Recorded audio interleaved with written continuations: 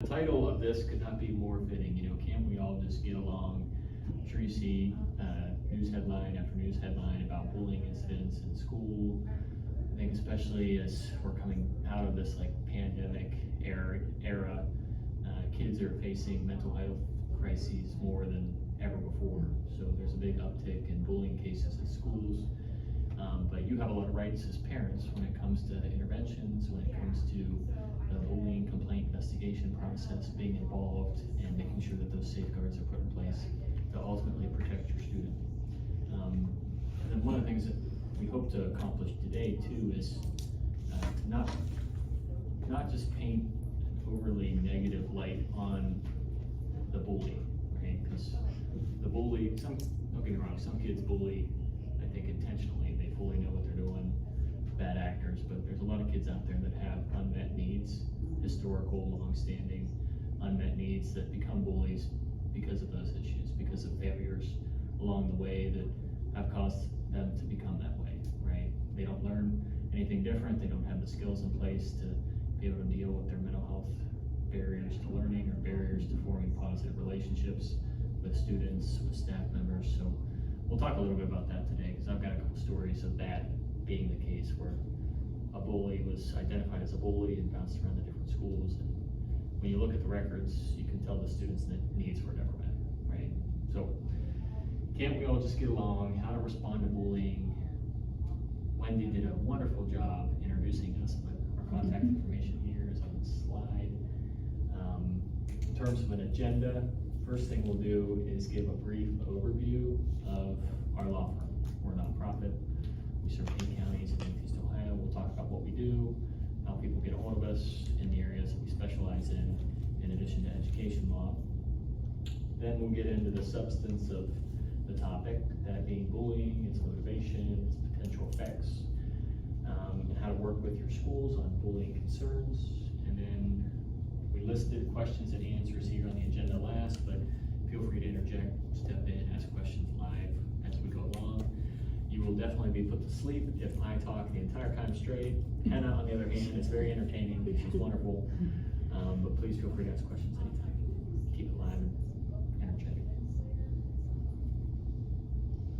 So to tell you a little bit more about Community Legal Aid, like I said, we're a nonprofit law firm. We provide services in 8 counties across Northeast Ohio. We go as far west as William and Medina, and as far east as Columbiana, Mahoning, Trumbull, Portage, those counties. We have 4 main offices, one in Akron, one in Warren, Youngstown, and Canton. Generally, we provide free civil legal services, so we don't do any criminal law. We focus on civil areas of law.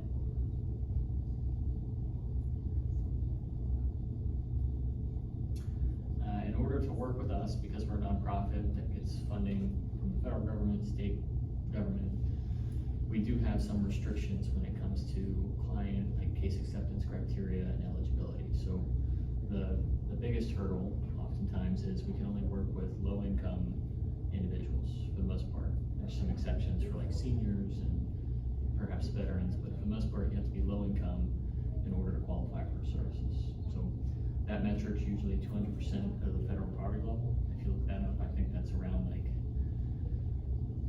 45 grand or 50 grand for a family of 4, something along those lines. But low income, you may qualify for our services. And then the other thing is, we don't have hundreds and hundreds of lawyers or advocates on standby to be able to help everybody across our 8 county service areas. So we try to set priorities based on the different types of matters we see most regularly that we feel are most important. We try to take those cases to kind of maximize our resources and staff on our end, just to be able to help what we think are the most impactful situations. So first thing you have to consider is whether you're eligible for our services. The second thing is, can we take your case based on case acceptance criteria and what we're focused on. And this slide, just for your information, is a slide that kind of highlights at a high level the types of things that we've identified as important, that we probably have some expertise in and might be able to help with in terms of an individual case. So housing law, housing civil law, you're talking about things like evictions, foreclosures, suing bad landlords that won't fix stuff, problems getting into public housing. With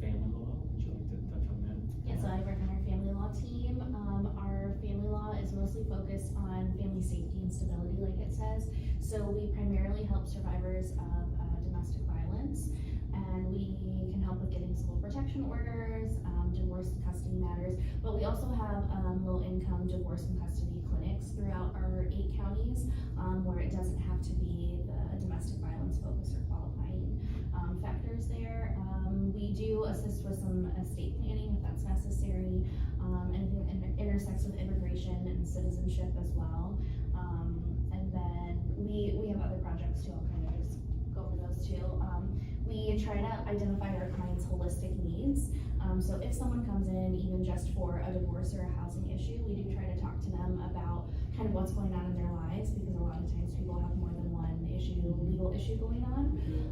And so that's why we have all of these different projects, and a lot of times our clients will have more than one case open.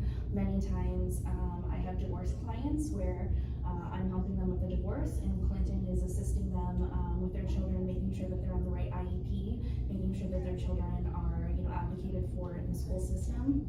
And many times my clients who are survivors of domestic violence, their children are impacted by that and might have some educational needs because of that. So that's, I think, a kind of a good example of how we can holistically help families.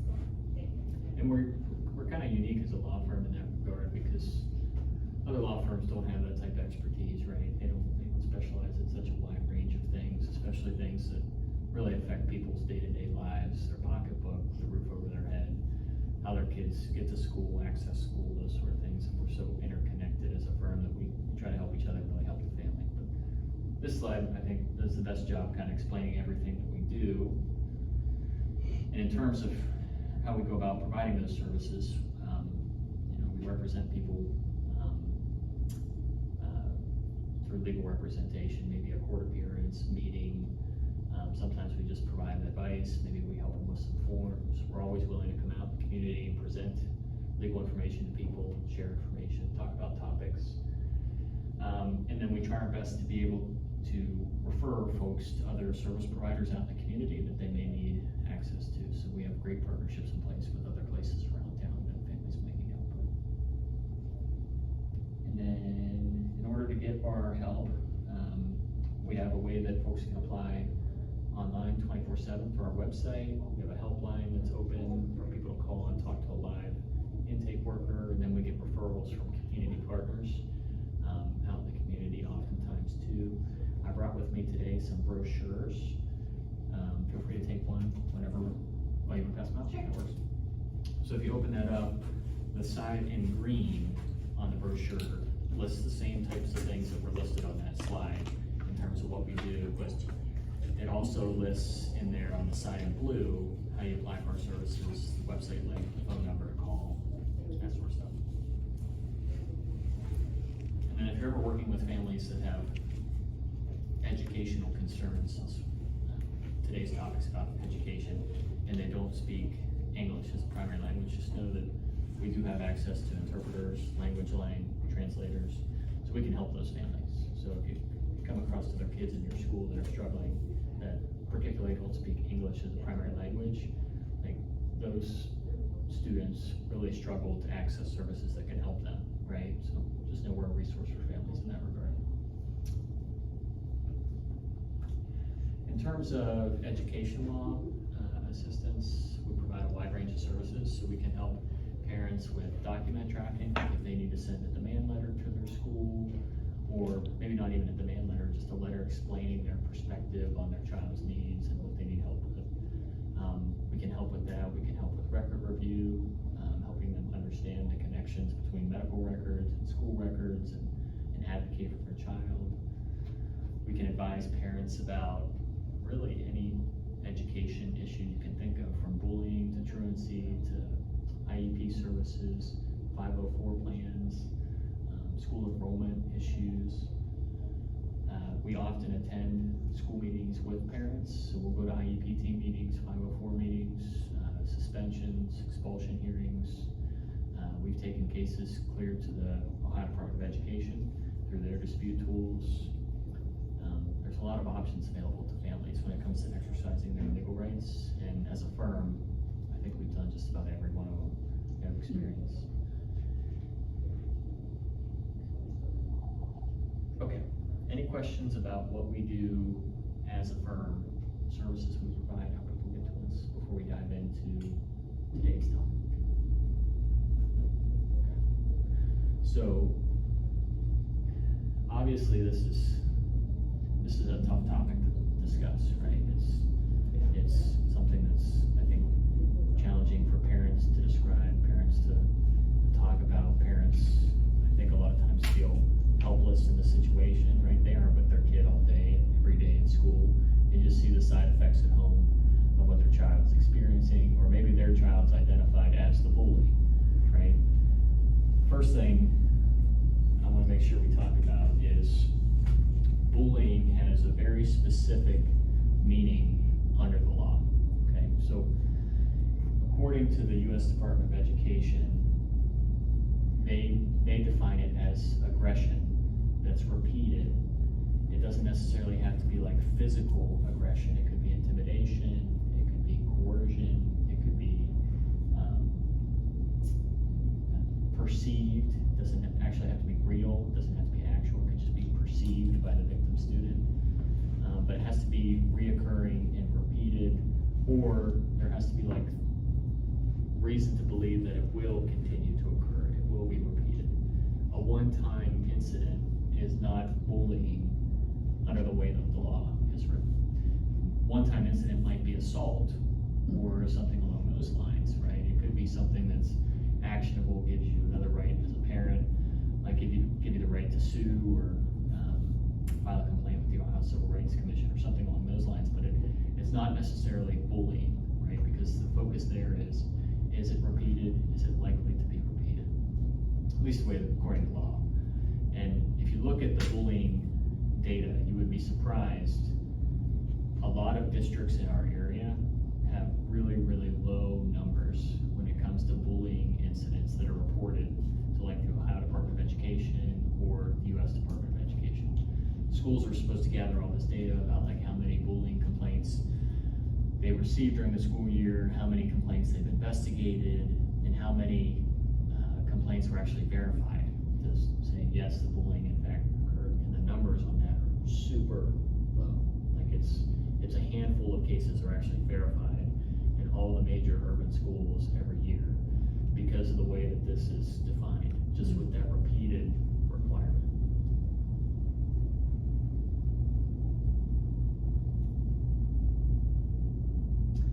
And then just generally hit the highlights of the consequences of bullying. I'm sure all of you have generally heard about this in the community, through the news, the media.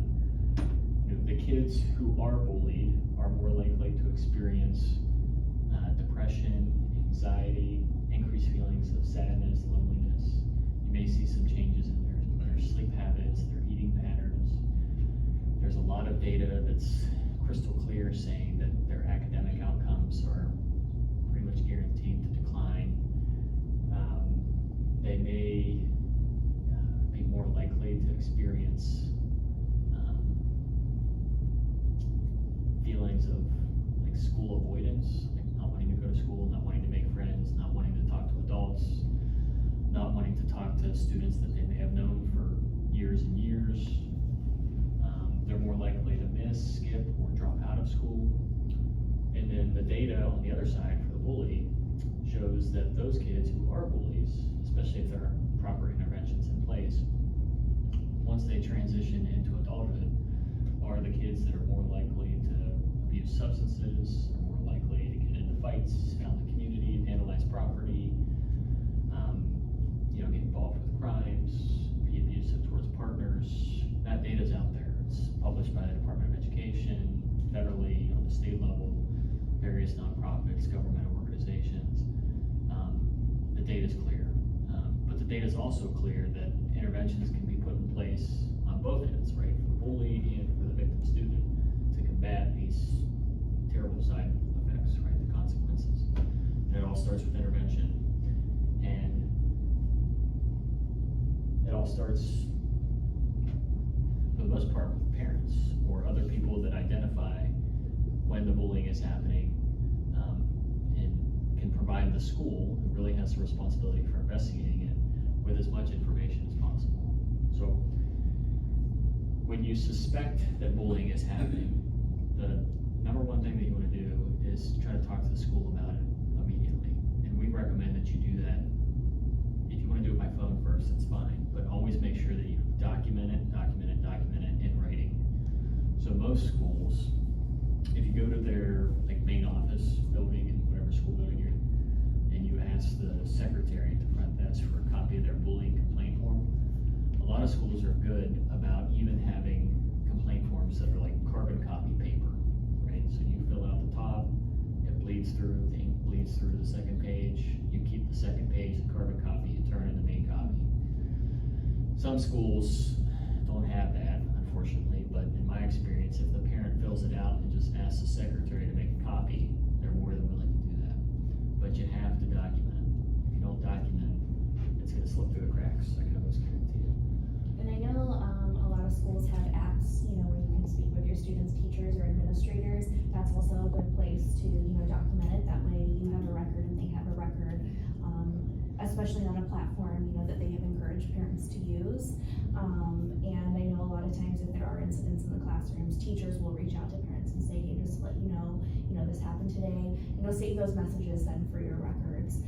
And that's a good way to communicate with the school as well. Would that be something to take a screenshot of that's nice for backup? Yep. Absolutely, yeah.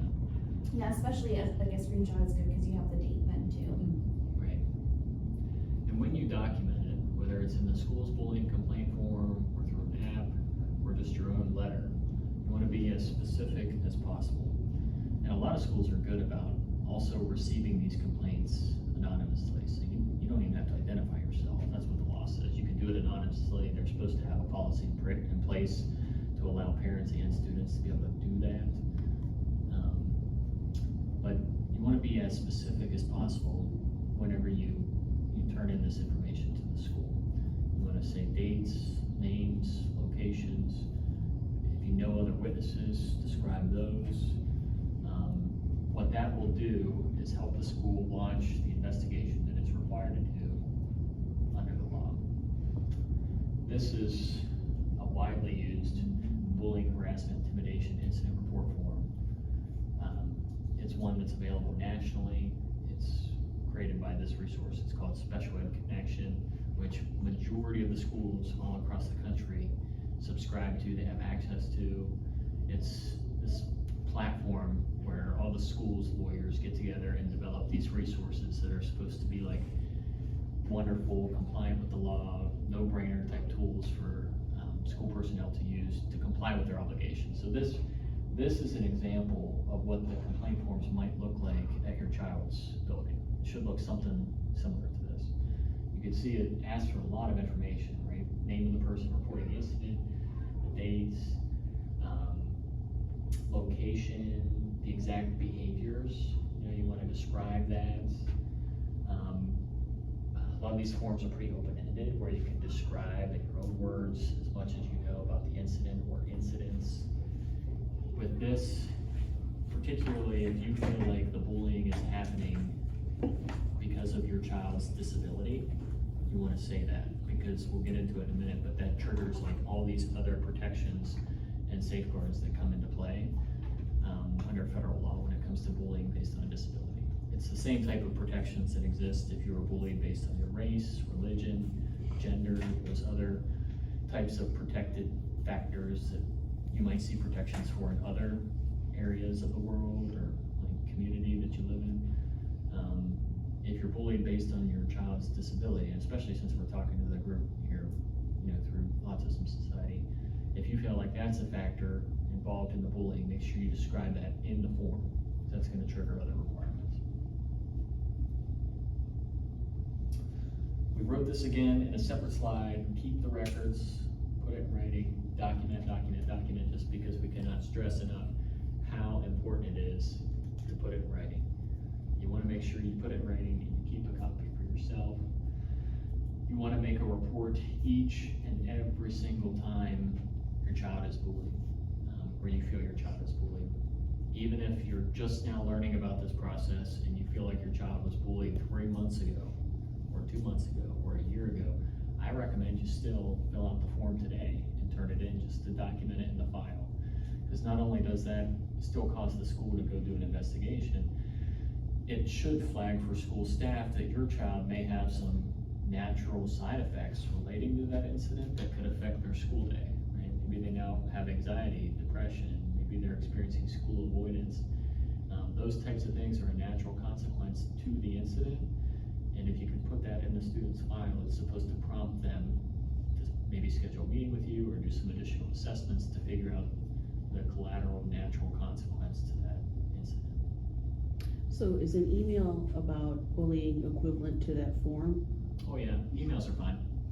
So You just you wanna make don't sure you get it to the need right both? person, that's all. Got it. Is, Does it go to the principal? Does it go to the psychologist? yeah, I would recommend you send it to the school principal, because most buildings put a lot of responsibility on the principals when it comes to what they're supposed to do under the law, when it comes to their investigation, handling the complaint, following up with you as the parent. Teachers receive training on bullying, but their training is usually limited to, well, how do I spot that it's happening, right? They don't know what they're supposed to do with the investigation, or how they're supposed to follow up with the parent, or document things under the law. That's usually falling on the principal. So I recommend you send it to the principal, if you have the principal's contact information, if you're gonna do it by email. And you can copy the teachers too, especially if you think the teachers are aware of the situation, there's no problem with that. But an email works fine. Gotcha. Yeah, it's ultimately the school administration who is responsible for responding to the complaint and handling the complaint, not the teachers. Like Clinton said, you know, they might assist in the records, you know, that you're keeping of saying, you know, this incident happened in class today. And even if they tell you that an incident occurred in class, you might still wanna go make that separate, you know, complaint form, or that separate report, or that separate email, because it's ultimately the administration who is responsible for handling it, because they're the ones who are informed on the law and their protocols. And principals are supposed to be your designated contact to the entire year. So not just the time when your student is in class, you know, the fall or the spring semester. A lot of times teachers aren't even accessible over the summer, right? That's a good example, where your kid might still be bullied at a summer program that's related to the school, or in some situation where they're getting school transportation to and from programs over the summer, right? So the principal is that constant contact a lot of times, even during the summer months or breaks, that you can rely on to report that type of information. Same thing goes with like IEP services. If you've got a problem with IEP services over the summer, yeah, you might be able to talk to the intervention specialist that your child's working with over the summer months, but the same teachers might not be around. It's a big political contract thing, but schools a lot of times have issues bringing teachers back to campus over the summer due to the way their union agreements are written. Like, as they're employed, they have a hard time getting them back, which I get. Like, teachers need a break too. They got a hard job, no doubt about that. I wouldn't want to be a teacher, especially with the way that the staffing shortages are in the country schools today. It'd be a real tough job, no doubt about that. But the principal is supposed to be that contact, that constant contact. Let's see. Oh, did I advance the slide? I must have. Yeah, I guess I did. So what is the school actually required to do? Okay, so all schools, first and foremost, are required to develop training programs for their staff and personnel.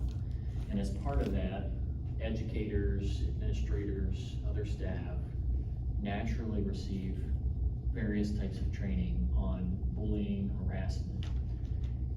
Their exact training kind of depends on their role in the school building, like we talked about, whether they're administrators or day-to-day teachers and staff. But they all receive some degree of training. So in no situation ever should, when they receive your complaint, should they act like they have no clue what to do, they have no policy, they have no protocol. Especially because schools have existed for hundreds of years, right? They have historical knowledge of how to handle these situations and how to respond. They should never act like this is a brand new situation and they don't know what to do about it. Now, are you talking, specifically about public school systems? Does that include like a private school? I would say most of this presentation is geared towards public school obligations. Private schools, it gets very difficult because, depending on their funding source, whether they accept like vouchers, you know, whether they're accepting the autism scholarship, which sometimes relates to federal funding, it gets a little tricky. Okay. Especially because a lot of the other rules that come into place or come into the situation with like restraint, seclusion, and IEP standards and all that kind of stuff are different for private schools. Yeah, I'd say take this in the context of public schools for now. If you think of specific questions, I'm happy to answer. If you stump me though, I'll be upset. You're okay. And if you have trouble finding the policy, so I know some schools will have just, for instance, it might be like the Stowe High School website or, you know, Stowe Public School website. If you're having trouble finding that, you know, what their actual policy is on bullying and harassment, it should always be attainable through the Board of Education. So the Board of Education has to have, you know, copies of those policies and things. And like Clinton said, that the school has to have, you know, they have to have a policy, but if it's not easily accessible on their website, you can go through the Board of Education as well. And I know a lot of times when I've had trouble, you know, finding policies for instance, a Title IX policy or something like that too, I've had to go, you know, through the Board of Education to get a copy of it, but they have to have a copy of it somewhere. So they're supposed to do general training on bullying, harassment, those different topics, in addition to other things that they get training on, usually every year. But then they also need to be trained on how to use their school's policy to some extent. Like, who do they report to? How do they investigate it?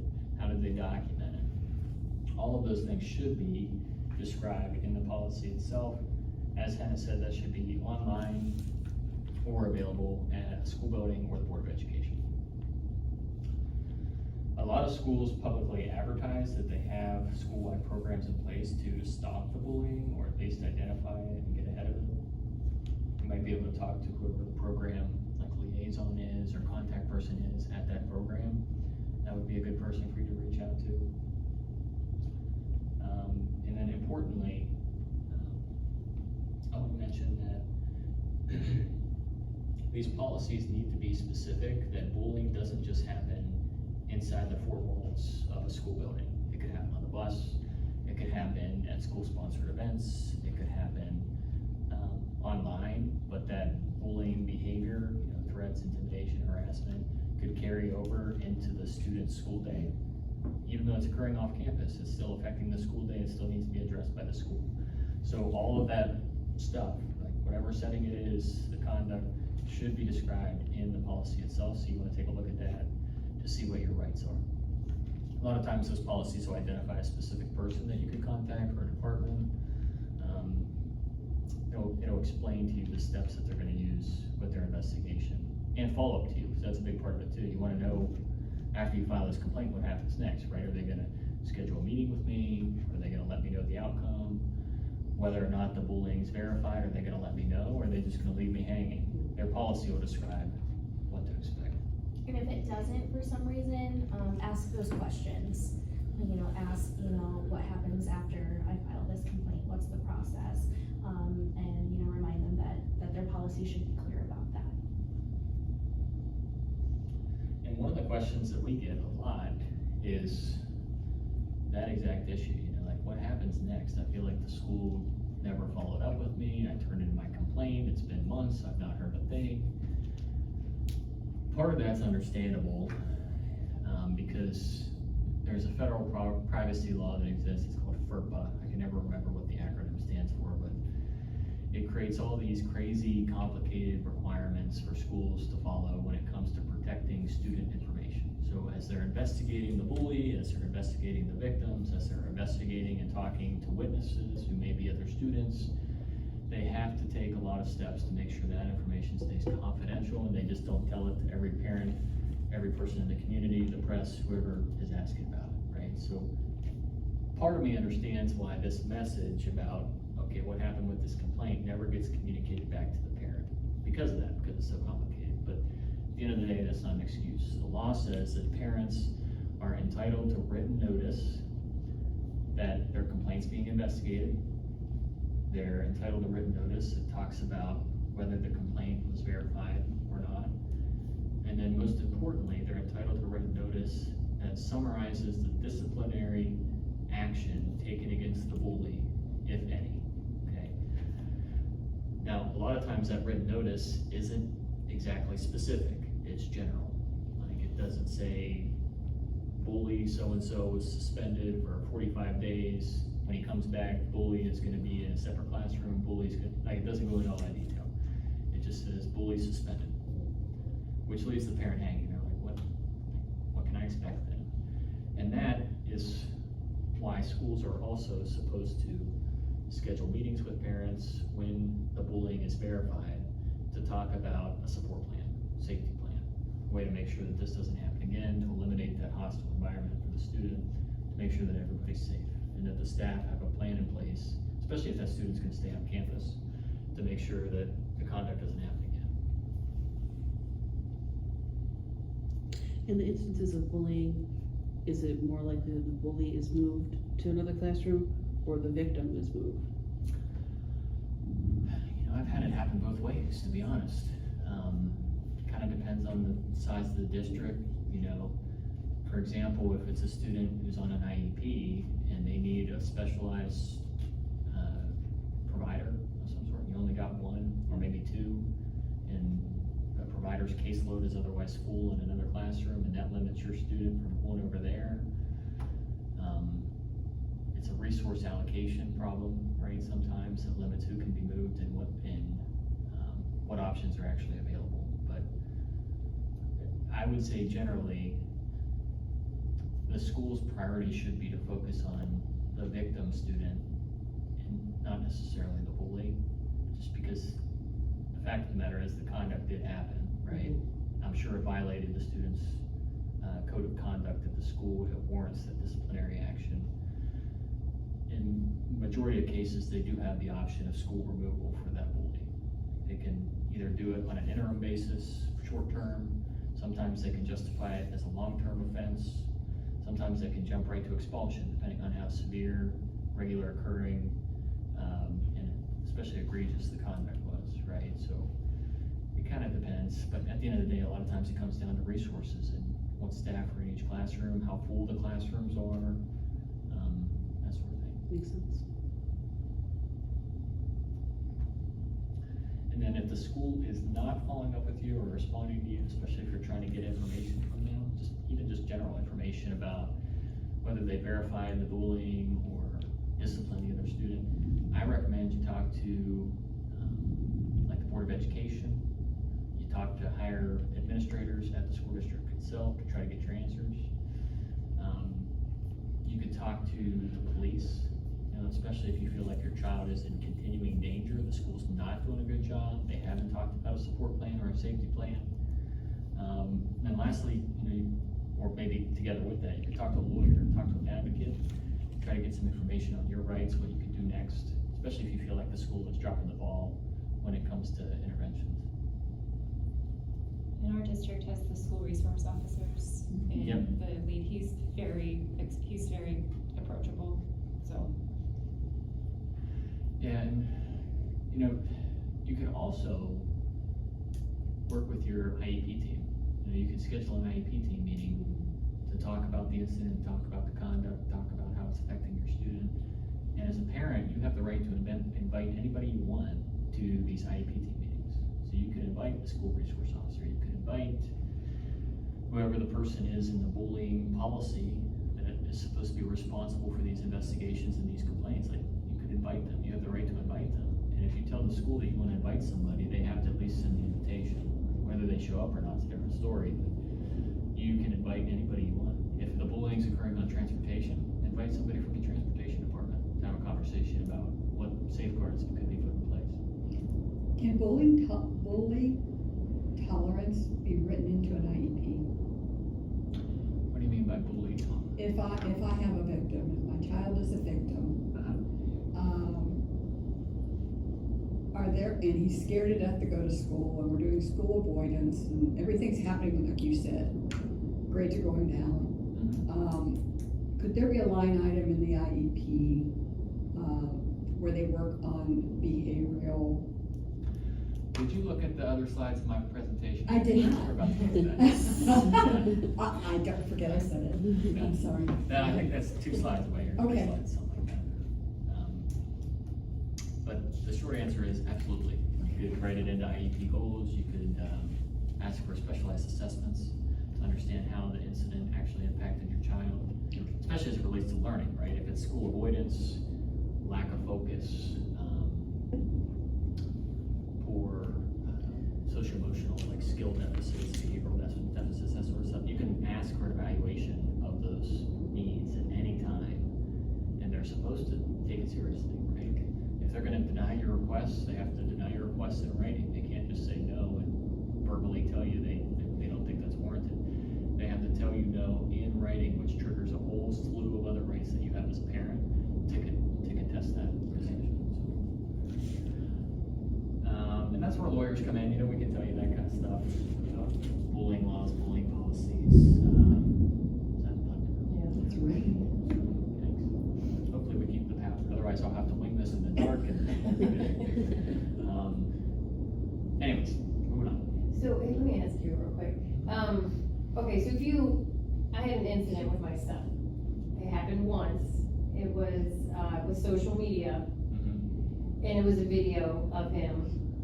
So it's technically not bullying, right? Because it only happened one time, is that correct? Unless you believe it's gonna happen again based on other factors. I mean, is that something we can write into his IEP, even if it's not a true happening more than once? Oh yeah, you could always address it as part of the IEP team, even if you don't think it meets the legal definition of bullying. Yeah. Right? It's still an incident, it's still something that happened at school. Just like if your student was assaulted, that might be a one-time thing, but it naturally affects your student, right? They're Yeah. gonna be affected by that, no doubt about it. Same thing with the social media incident. I'm sure your student has some sort of, social consequence, right? Maybe they're anxious about seeing their friends, or they're anxious about seeing that offending student in the school building. There's things that you can talk about, especially in an IEP team meeting, to deal with that. Definitely teams that you want to have involved when this type of stuff happens. The U.S. Department of Education has a lot of information on its website in terms of manuals and guidance and best practice materials that talk about when bullying happens. It could be a red flag for the school to realize that the victim student is a student who needs special education or services because they're being bullied because they have apparent disabilities, right? They have something going on with the way that they access learning that other kids are identifying and targeting, right? So particularly for kids that aren't already identified for special education, aren't already receiving an IEP, the Department of Education is very clear that you should be looking at these kids to see if they need these services.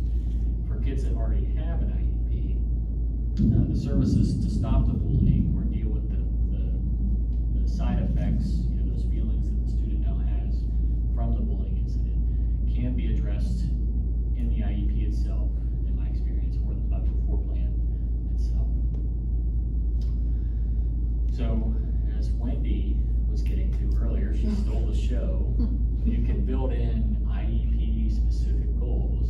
They're really social, emotional, or behavior goals written into the document, right? That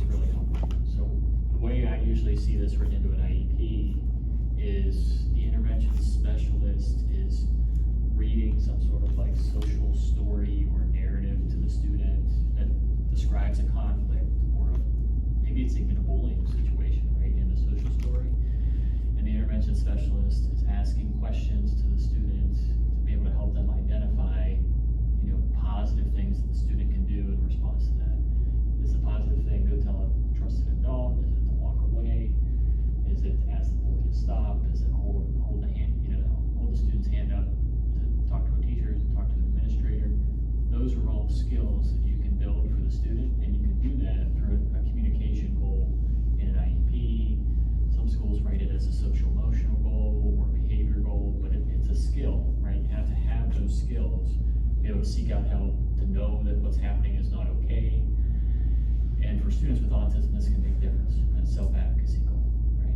Because you can have that not just for bullying situations, like conflict situations, you can have a self-advocacy goal for, I just need some help with my assignments. I don't know how to ask for help with my assignments, let alone how to talk to an adult whenever I'm experiencing a conflict, right? Self-advocacy is something that you can work on. Would that be measured on the IEP in a hypothetical only? Like hypothetical scenarios only?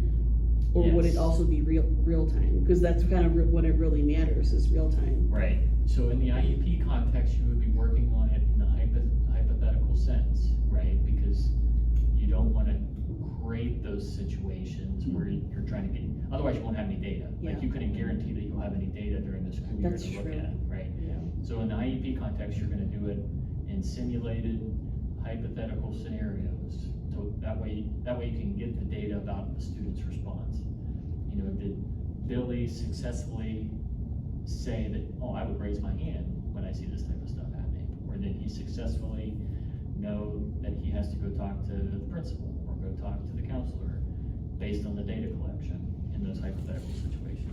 And the concept is, if you do it enough, if you ingrain it enough during the hypothetical scenarios, it'll just be real-time, automatic reaction when it happens in real life, right? I want to tell you about a call I got from a mother whose son was being bullied in the hallway during class changes, and he was being shouldered real hard by this one kid. He was being sought out, and this kid would do this constantly. And finally, the IEP team got together, and I want to know how you'd respond to this. She was so angry that they wanted to do something like this, because my son's the victim. He's not at fault here. The bully's at fault. Why should my son have to make the changes? Yeah. But that guy doesn't. What would your response be to that? My response would be to ask the parent, is the parent the one that's reporting the shoving after the fact to the school people? Or is the student, when the shoving happens, realizing that that's happening and going to a trusted adult, and that allows school staff to respond in real time, right? They wanted to have him leave his one class before the bell rang, 5 minutes, go to his next class with nobody else in the hallway, Oh, okay. so that there'd be no potential of that contact.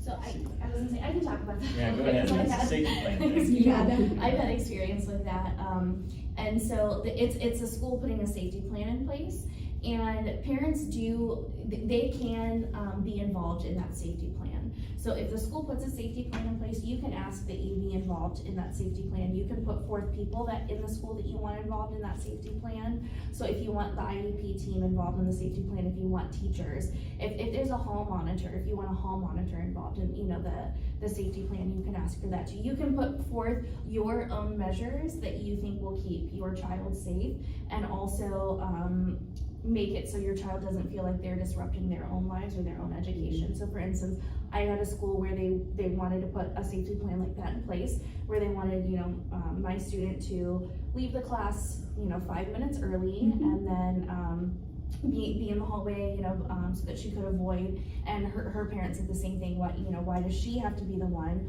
who misses 5 minutes, at the end of class, to avoid this person? And so then we asked her, we said, what would make you feel safer? Well, actually, if I had a dedicated person who walked with me to my next class so that I could leave at the same time as everybody else and not feel like I'm singled out or, missing time, she said, I don't want to be, in the hallway with that person, but I would feel much safer if I had, like a teacher walking with me, or, a school administrator, or even just a friend.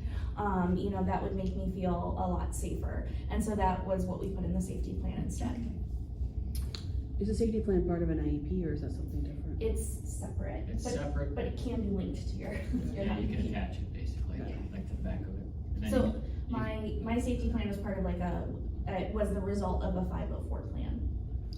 And that's a much nicer way of going about that, rather than like demanding, like, well, they need an aide in the class or in the Yeah. hallway every single day, every class, Yeah. Yeah.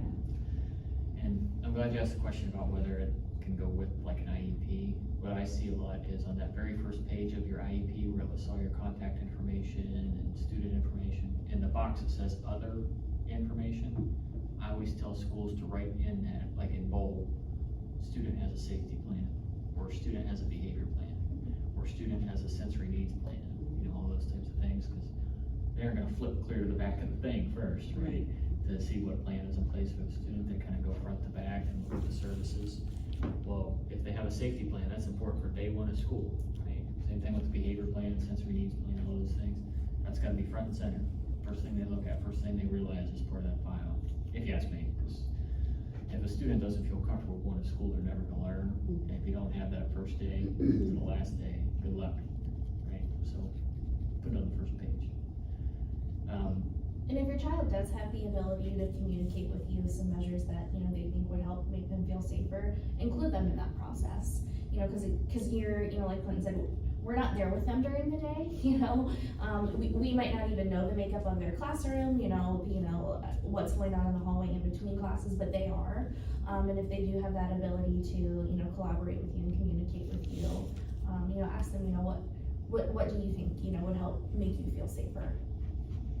And Wendy, the reason that my thought process kind of jumped to asking those questions first is because if it's a situation where the parent is one telling the school staff after the fact that this stuff is happening to their kid, that tells me that the child probably lacks the skills that they need to be able to report that in real time, right? They don't have a trusted adult that they access, they don't have the communication skills they need, they don't have the ability to process that type of response quickly enough. Like those skills have to be built into the programming for that student in order for schools to be able to respond best real time to the situation, right?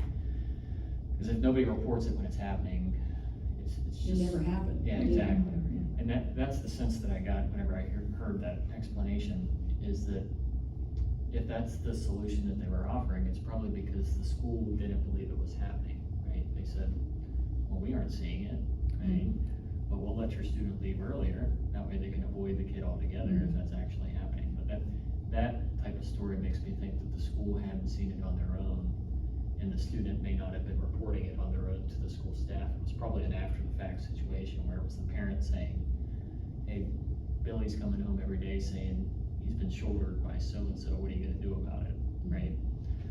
That real-time communication skill is really important. That's why self-advocacy, I think, is something that has to be built into these plans for students. Another thing that I often try to advocate for too is when bullying happens, particularly to students who have disabilities, you see natural mental health effects associated with that. So maybe increased anxiety, depression, school avoidance, those sort of things. Those issues tend to manifest negative behaviors, right?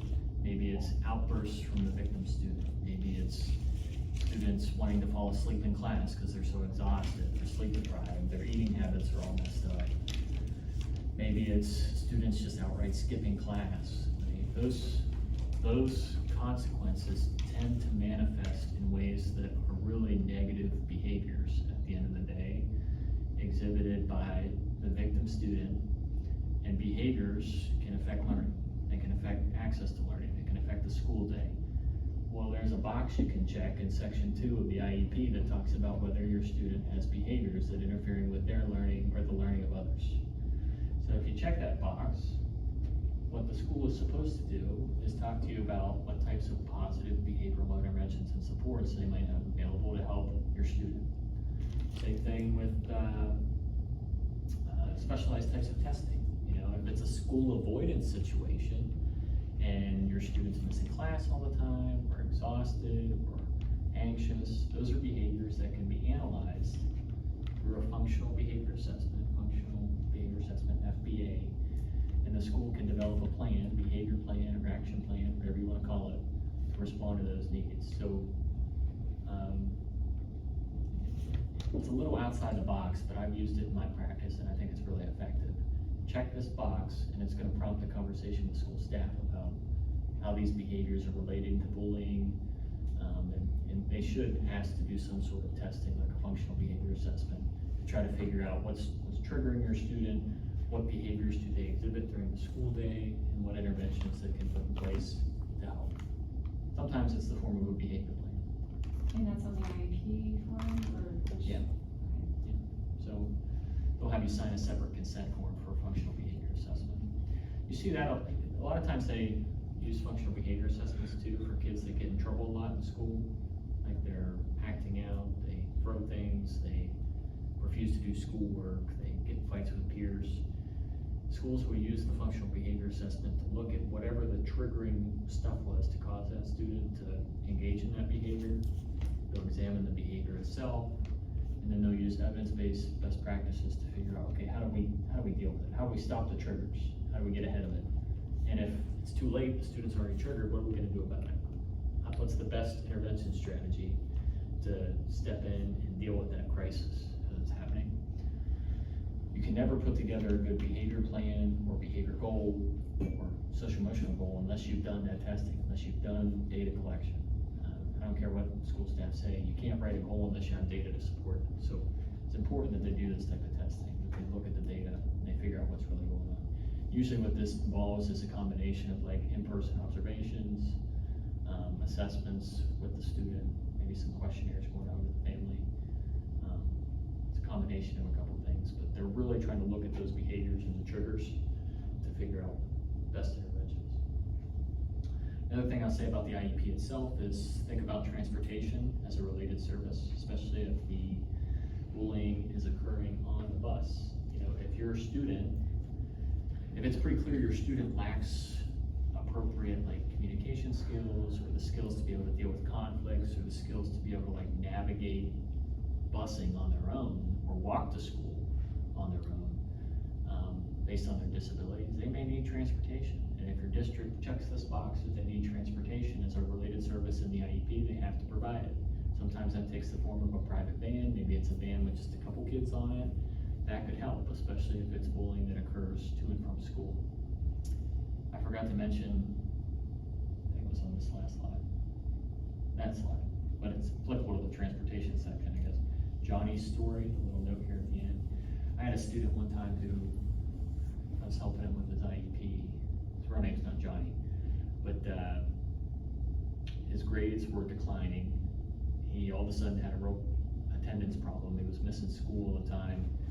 In Akron, where if you live close enough, they make you walk, right? You have to walk even if you're pretty young. And we were at his IEP team meeting. The parent just asked for my help at the annual IEP team meeting. It wasn't anything really confrontational, but as we got into this conversation about attendance and his declining grades, he basically confessed during this meeting that he was skipping school because en route to and from school as he was walking, he was getting picked on based on his speech impediments, right, by different kids. And I remember it was like one of the first cases that I worked on as an advocate at Legal Aid, and this kid was just bawling his eyes out, right? And it's difficult for me to understand why the interventions didn't happen sooner from the school, right? Because the grades were declining, truancy issues. You're supposed to do things as an IEP team to get ahead of that stuff, or at least respond immediately when it's happening. But regardless, the moment happened where he broke down and he was telling the people, and I was really pleased with the school's response because they brought the principal in, they brought the school resource officer in, they brought different people that are responsible for investigating incidents of bullying. They had the parent fill out the forms then and there during the meeting, and we worked together to craft a self-advocacy goal to be part of this kid's IEP going forward to help. And we got on transportation, so that's why I brought this up. But we got on transportation to and from school because it was pretty clear he lacked those communication skills he needed to be able to talk about it real time as it was happening. So that's Johnny's story. And then, real quick, because I know we're already past time. I want to make sure we get the Hannah slide that talks about what you can do in the courts too. But I want to talk about this just for a second because it's so important. Like, what if the bully is also a disabled student? Right? What if that they have mental health related disabilities that are triggering them to do this stuff in the school to other students. And the Department of Education has made it clear that the schools need to be servicing those students. If it's a student that's not already identified for special education, but constantly getting into peer conflict situations, the school should take a look at whether they need those services, whether they need an IEP, whether they should be evaluated. And that's because a lot of disorders relate to learning and relate to mental health, like oppositional defiance disorder, bipolar, mood disorders, explosive personality disorder, all those things, they can be addressed in an IEP. And those types of conditions are on the rise over the years. One quick story, another student, his name was Darian, he was at a big urban school in the area. I bring him up because I represented him in multiple suspension cases, expulsion cases, and I helped him get an IEP. But even though I did as best a job as I thought I could do as an advocate, it was too little too late, as far as I'm concerned. From a professional opinion standpoint, it was too little too late, even though I did absolutely I could for this kid. He was a high school student. By the time I got to him, I was working with his grandma as his guardian. He was in the 10th grade, and by the time he was in the 10th grade, believe it or not, he'd already been bounced around to 13 different schools. Like, and if you look at his academic transcript, those suspensions and expulsions started as early as he was in like the 1st and 2nd grade. And never once did the kid have an IEP. He'd never been evaluated for special education services. Nobody had pumped the brakes to figure out why this kid was engaging in the behavior. Instead, they were just reading the letter of whatever law or requirement was stated in the student code of conduct and using that to jettison this kid into somebody else's building, make him somebody else's problem. But if you learn about his history, in 1st grade, his dad died, his mom overdosed, also died. That's when he went to live with grandma. Can you imagine the trauma that that kid experienced? Anyways.